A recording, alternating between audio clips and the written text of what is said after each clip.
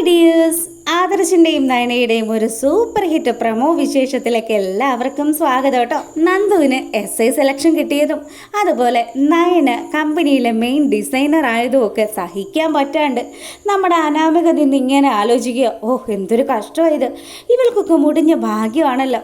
തൻ്റെ ആണെങ്കിലോ ഓരോ ദിവസം ചെല്ലും തോറും ഈ വീട്ടിലെ താമസം തന്നെ പ്രശ്നത്തിലായിക്കൊണ്ടിരിക്കുകയാണ്. ഇങ്ങനെയാണെങ്കിൽ താൻ വിചാരിച്ചതുപോലെയൊന്നും അനന്തപുരി തറവാട് തൻ്റെ അധീനതയിലാകില്ല എന്നുള്ള ആ ഒരു കാര്യം ആലോചിച്ച് വലിയ നിരാശയിൽ നിൽക്കുകയാണ് അനാമിക. അങ്ങനെ ഇവിടെ ഈ കാര്യങ്ങൾ നടക്കുമ്പോഴാണെങ്കിൽ നമ്മുടെ നയനയാണെങ്കിൽ ആദർശിനോട് സംസാരിക്കുക, ആദർശേട്ടാ ദേ നമ്മൾ ആഗ്രഹിച്ചതുപോലെ തന്നെ നമ്മുടെ നന്ദുവിനൊരു ജോലിയാകുകയാണല്ലോ. SI റാങ്ക് ലിസ്റ്റിൽ വന്നതോടുകൂടി അവളുടെ ഭാവി തെളിഞ്ഞു. ഇനി അവൾക്കും ഒരു കൂട്ട് വേണം. അവൾക്കും നല്ലൊരു ബന്ധം കണ്ടെത്തി എത്രയും പെട്ടെന്ന് അവളുടെ വിവാഹം നടത്തി കൊടുക്കണം. അല്ലെങ്കിൽ അനാമിക അനിയും കൂട്ടിയിട്ട് അവളെ മോശമായിട്ടൊക്കെ സംസാരിക്കാൻ തുടങ്ങും. എന്തിനാ നമ്മളായിട്ട് ഇനി അതിനൊന്നും ഒരു ഇടയുണ്ടാക്കി കൊടുക്കണ്ടെന്നൊക്കെ നയന പറയാണ്. അപ്പോൾ ഇതൊക്കെ പറയുമ്പോഴും നമ്മുടെ ആദർശാണെങ്കിൽ അവൾക്ക് നല്ലൊരു ഭാവിയുണ്ട്, അവൾ ബോൾഡായിട്ടുള്ളൊരു കുട്ടിയാണ്, അല്ലാതെ തന്നെ പോലെ ചുമ്മാ ഒരു തൊട്ടാവാടിയൊന്നും അല്ല. ഏത് സമയത്ത് എന്ത് തീരുമാനം എടുക്കണമെന്നൊക്കെ വളരെ വ്യക്തമായിട്ട് തന്നെ അവൾക്ക് അറിയാമെന്ന് പറഞ്ഞു. അങ്ങനെ നമ്മുടെ ദേവയാനിയാണെങ്കിൽ കിച്ചണിൽ നിന്ന് ഓരോ കാര്യങ്ങളൊക്കെ ചെയ്തുകൊണ്ട് നിൽക്കുക. ആ സമയമാണെങ്കിൽ നന്ദുവിനെക്കുറിച്ചും നയനെക്കുറിച്ചും അതുപോലെ നവ്യയുടെ ഇപ്പോഴത്തെ മാറ്റത്തെക്കുറിച്ചും ഒക്കെ ദേവയാനി ആലോചിച്ചുകൊണ്ടിരിക്കുക.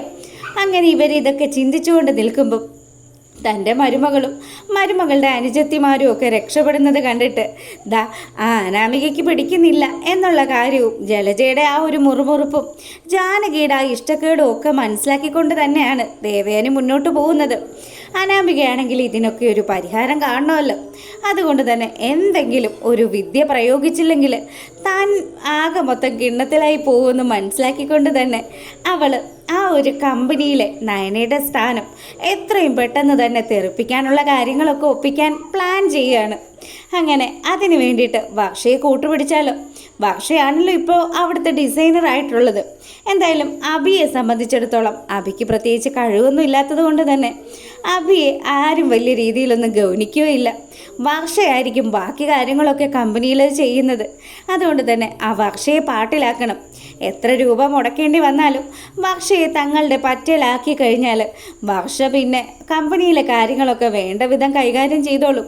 നയനെ കമ്പനിയിൽ നിന്ന് പുറത്താക്കണം. അങ്ങനെ ആക്കിയാൽ മാത്രമേ തനിക്ക് ഈ വീട്ടിലൊരു വില ഉണ്ടാവുകയുള്ളൂ. അവൾ പഴയതുപോലെ ഇവിടുത്തെ അടുക്കളയിൽ കിടന്ന് ഇട്ടാവട്ടത്തിൽ കിടന്ന് കറങ്ങണം. ആ ഒരു കാഴ്ച കാണണമെന്നൊക്കെ ആലോചിച്ച് അനാമിക മനസ്സിൽ പല പദ്ധതികളും മെനഞ്ഞെടുക്കുകയാണ്. ഈ സമയമാണെങ്കിൽ ഓഫീസിലേക്ക് പോകാനായിട്ട് നമ്മുടെ നയന റെഡിയായി വരിക. നവ്യാണെങ്കിൽ നീ ഇപ്പം ശ്രദ്ധിക്കേണ്ടുന്ന സമയമാണ് കേട്ടോ.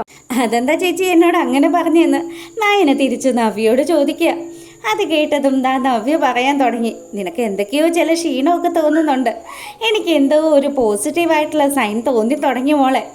സത്യം പറഞ്ഞാൽ നിൻ്റെ ജീവിതത്തിൽ അങ്ങനെയുള്ളൊരു മാറ്റം കൂടി സംഭവിക്കണം. എന്നാൽ മാത്രമേ പൂർണ്ണമായിട്ട് നിൻ്റെ ജീവിതം വിജയിച്ചു എന്ന് പറയാനും പറ്റുള്ളൂ. എന്തൊക്കെയാ ചേച്ചി പറയുന്നത്? അതെ മോളെ, നിൻ്റെ മുഖത്ത് നല്ല ക്ഷീണമൊക്കെ ഉണ്ടെന്ന് പറഞ്ഞ് നവ്യത നമ്മുടെ നയനയെ കളിയാക്കുക. അപ്പം നയനയ്ക്ക് ഭയങ്കര നാണമൊക്കെ ആയി. നയനയാണെങ്കിൽ എന്നാൽ ശരി ചേച്ചി, ഞാനും ആദർശേട്ടനും കൂടെ പോയിട്ട് വരാമെന്ന് പറഞ്ഞ് അവർ വണ്ടിയിൽ കയറി അങ്ങനെ പോകുന്ന വഴിയാണെങ്കിൽ ഇവൾക്ക് എന്തൊക്കെയോ ചില അസ്വസ്ഥതകളൊക്കെ തോന്നുകയാണ്. ചെറിയൊരു ക്ഷീണവും തലകറക്കവും ഒക്കെ തോന്നിയപ്പം ആദർശ് വണ്ടി പതുക്കെ സൈഡാക്കി. അതിനുശേഷം നമ്മുടെ നയനയോട് ചോദിച്ചു, എന്ത് പറ്റിയിടോ? വീട്ടിൽ നിന്ന് ഇറങ്ങിയപ്പോൾ മുതൽ എന്തോ ചില അസ്വസ്ഥതകളൊക്കെ ഉണ്ടല്ലോ.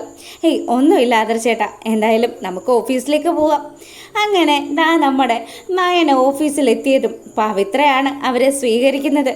മേഡം വരൂ മേഡം, ഇന്നെന്തായാലും ആ US നിന്ന് വന്നിരിക്കുന്ന ആൾക്കാർക്ക് നമ്മൾ കുറച്ച് ഡിസൈൻസൊക്കെ വരച്ചു കൊടുക്കാമെന്ന് പറഞ്ഞില്ലേ? അതിൻ്റെ ഫൈനൽ കാര്യങ്ങളൊക്കെ ഞാൻ ഏകദേശമൊക്കെ സെറ്റ് ചെയ്ത് വെച്ചിട്ടുണ്ട്. അതുകൊണ്ട് തന്നെ മേഡം ഒന്ന് വന്ന് അതൊക്കെ ഒന്ന് വിശദമായിട്ട് നോക്കണം. തിരുത്തേണ്ടുന്ന കാര്യങ്ങളൊക്കെ നമുക്ക് തിരുത്തി അത് അപ്രൂവലാക്കി എടുക്കാമെന്നൊക്കെ വർഷ പറയുക. ഇത് കേട്ടതും നയനയാണെങ്കിൽ ആയിക്കോട്ടെ, ഞാൻ അങ്ങോട്ട് വരാൻ കേട്ടോ എന്ന് പറഞ്ഞു. അവൾ പോയതും വർഷയുടെ ആ ഒരു മട്ടും ഭാവമൊക്കെ അങ്ങ് മാറി. വർഷയാണെങ്കിൽ വിചാരിക്കുന്നത്, എന്തായിരുന്നു ആദ്യം എന്നെ സഹായിക്കുന്ന രീതിയിൽ ആരും ഞാൻ പ്രശസ്തയാകുന്നതൊന്നും അറിയരുത്, എന്നിലെ കഴിവ് മറ്റൊരാളും അറിയരുത് എന്നൊക്കെ പറഞ്ഞിരുന്ന വ്യക്തിയാണ്. ഇപ്പം കണ്ടില്ലേ, വന്ന് വന്ന് ഈ കമ്പനിയുടെ ചീഫ് ഡിസൈനറായിട്ട് മാറിയിരിക്കുക. ഇവളിങ്ങനെ വെച്ച് പൊറപ്പിച്ചു കഴിഞ്ഞാൽ തനിക്ക് ഇവിടെ നിന്നും ഒന്നും തന്നെ ലഭിക്കില്ലെന്നും തനിക്ക് നിലവിലുള്ള ഈ അംഗീകാരങ്ങളും സ്ഥാനങ്ങളും ഒക്കെ നഷ്ടമാകുമെന്നും ഒക്കെ വർഷ കണക്ക് കൂട്ടുകയാണ്. അങ്ങനെ ആദർശും നയനയും ആ ക്യാബിനിൽ പോയിരുന്നു.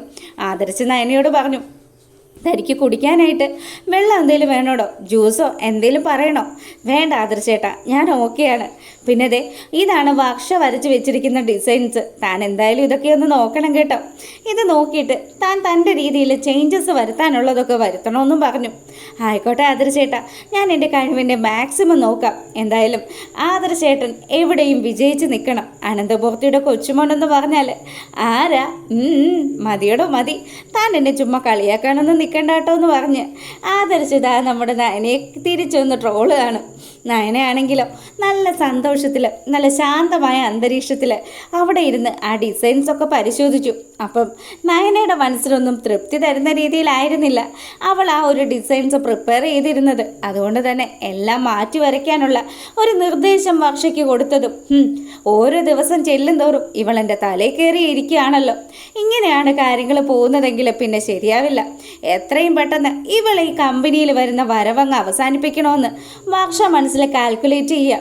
ഇവിടെ വർഷ ഇങ്ങനെ വിചാരിക്കുമ്പം വീട്ടിലിതാ നമ്മുടെ അനാമിക എങ്ങനെയെങ്കിലും വർഷയെ കൂട്ടുപിടിച്ച് നമ്മുടെ നയനയെ ഒതുക്കണമെന്നുള്ള കാര്യവും പ്ലാൻ ചെയ്യുന്നതൊക്കെയാണ് ഇനി വരുന്ന വിശേഷത്തിലുള്ളത്. ഇഷ്ടമായാലും ലൈക്ക് ചെയ്യണം കേട്ടോ.